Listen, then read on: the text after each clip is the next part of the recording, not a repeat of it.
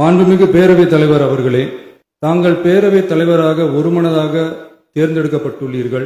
தங்களை இந்த ஆசனத்தில் மாண்புமிகு பேரவை முன்னவரும் எதிர்க்கட்சி தலைவரும் தங்களுடைய கரங்களை பிடித்து அழைத்து சென்று அமர வைத்தார்கள்.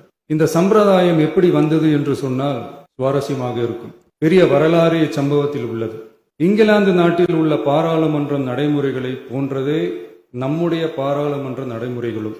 மன்னராட்சி இருந்த காலத்திலேயே அங்க பாராளுமன்றம் இயங்கியுள்ளது. அக்காலத்தில் அனைத்து அதிகாரங்களையும் பெற்ற மன்னரும் இருந்தார், பாராளுமன்றமும் இயங்கியது.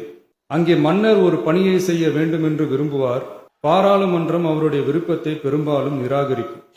மன்னர் விரும்பிய காரியத்தை பாராளுமன்றம் நிராகரித்து விட்டது என்கிற செய்தியை மன்னருக்கு சொல்ல வேண்டியவர் பாராளுமன்ற தலைவர், ஸ்பீக்கர் என்பார்கள். பாராளுமன்றத்தின் கருத்தை மன்னரிடம் சொல்ல வேண்டியவர் ஸ்பீக்கர்.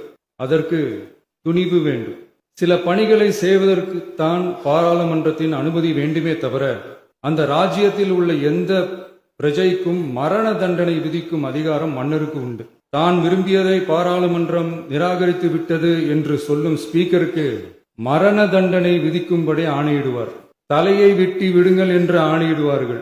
இது பலமுறை நடந்ததால் யாருமே இந்த ஸ்பீக்கர் பதவிக்கு வர விரும்ப மாட்டார்கள்.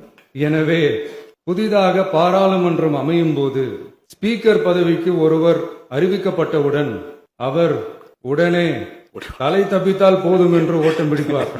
அணை முன்னவரும் எதிர்க்கட்சி தலைவரும் அவரை தடுத்து நிறுத்தி அவர் கைகளை பிடித்து இழுத்து வந்து ஆசனத்தில் அமர வைப்பார்கள். இதுதான் அந்த காலத்தில் இருந்து வந்த மரபு. ஜனநாயக முறை ஏற்பட்ட பிறகும் இம்மரபு தொடர்கிறது. நிச்சயமாக தமிழக வெற்றிக் கழக உறுப்பினர்கள் அனைவருமே உங்களுக்கு உதவிகரமாகவே இருப்பார்கள் என்கிற வாக்குறுதியை இந்நேரத்தில் அளிக்க விரும்புகிறேன்.